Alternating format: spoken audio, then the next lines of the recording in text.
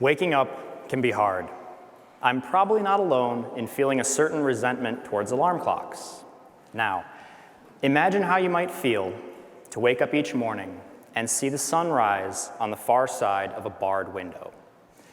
In those first few moments of consciousness, I've experienced everything from helpless rage to crushing loneliness, and that's before the day even gets started. It's said that life is a cruel teacher who gives the test first and the lesson second. Mark Twain reportedly said that education is what's left after we've forgotten everything we learned in school. And I would add that wisdom seems to be what's left after we've failed the tests life throws at us. There's a prayer which goes, "Lord, grant me the serenity to accept the things I cannot change, the courage to change the things I can, and the wisdom to know the difference. I may not be especially wise, but I do feel that I've developed some insight into what it is we can and can't control in life. The upside of being deprived of the normal agency over my life is that I was forced to focus very narrowly on the things within my control. Many of us operate with an illusion of control over our lives, feeling like we can plan everything out.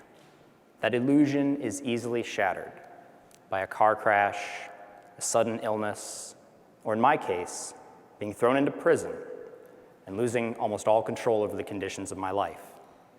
Some expert climbers talk about staying in a 3-foot world, focusing only on the next set of handholds. Now, I would point out the graph search problems associated with only considering adjacent nodes, but life probably can't be solved with an algorithm yet. Each of us can only act in this particular moment, and often frustratingly, we can't control or even necessarily anticipate the actions of everyone around us. I began to learn this as a coxswain in high school and college. While technically I was in charge of the boat, I could only turn the rudder. Everything else depended on either the rowers in my boat or the crews of the other shells on the water. It's only in hindsight that I began to appreciate what profound lessons I might have learned. No matter how detailed your race plan, you can't stop other boats from drifting into your lane or blocking you on a turn.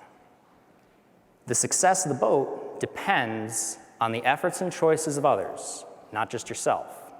One lesson life only bothers to teach after you've failed the test is that sometimes nothing you say or do can change someone else's feelings. My engagement fell apart in the months after I came to prison, ending a 7-year relationship I had thought would last the rest of my life. Accepting that my fiancé's feelings had changed was a very hard lesson, but one which highlighted what I was able to control versus what was in the hands of others. I learned a lot growing up as the oldest of 7 children. Few things in life are more frustrating than seeing a younger sibling take their life in a harmful direction. You may offer advice, you may yell at them, you may even try to put in some of the work for them, but ultimately, you can only set the example. Other people have to help themselves first. I've also realized, in the immortal words of Cool Hand Luke, that there's some people you just can't reach. I experienced this with a kid I met when I entered the county jail following trial.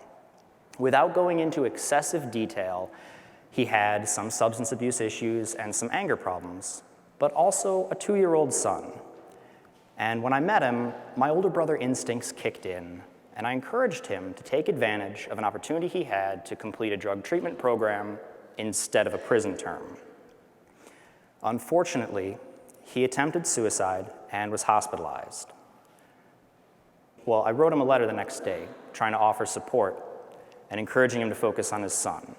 And it seemed to me that he could chart a course forward by completing the treatment program and finding a healthy outlet for his negative emotions. As a disclaimer, I'm in no way professionally qualified to dispense advice on handling mental health issues, but to my reasoning, the solution seemed relatively straightforward.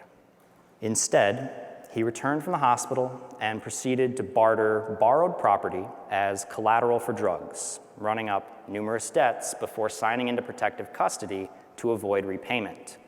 That was the last I ever saw of him. I felt like I'd failed him, but was also offended that he had apparently ignored my attempt to help and made zero effort to help himself. It was some time before I was able to accept that I could only extend a hand to help. He had to live his own life and make his own choices. I find that running is very useful in training myself to focus only on the things within my immediate control.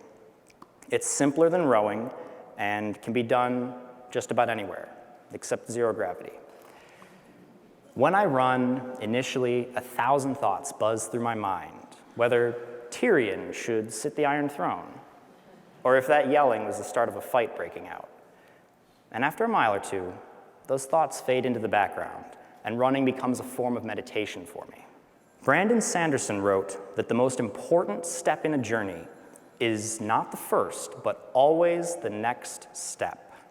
This is a poignant expression of where the limit of our control truly lies.